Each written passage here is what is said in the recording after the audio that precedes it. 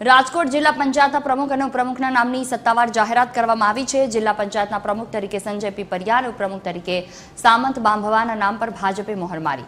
આ નિર્ણય દ્વારા ભાજપે સામાજિક સમીકરણો જાળવી રાખી કોળી અને ભરવાડ સમાજને મહત્વનું પ્રતિનિધિત્વ આપ્યું છે।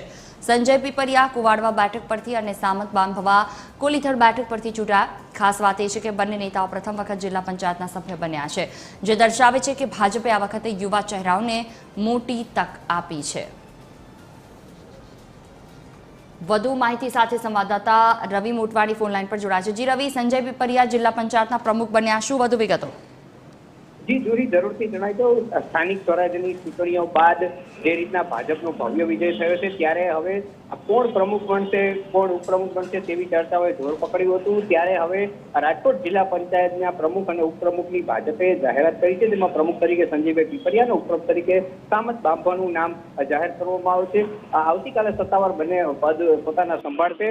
ખાસ કરીને વાત કરવામાં આવી તો જે રીતના ભાજપે પહેલેથી જ કહ્યું હતું કે યુવા ચહેરાઓને તક આપવામાં આવશે, તે રીતના યુવા ચહેરાઓને તક આપવામાં આવશે। સાથે સાથે બંને પ્રથમ વખત ચૂંટણી લડ્યા, બંનેને આ વખતે મહત્વની પદની જવાબદારી પણ સોંપવામાં આવી છે। તેથી તેને રાજકોટના 11 તાલુકાના ગ્રામ્ય વિસ્તારોના સારામાં સારો કામો થાય તેવી લોકો આશા રહી રહ્યા છે। જીતુ, બિલકુલ, તમામ જાણકારી બદલ આભાર।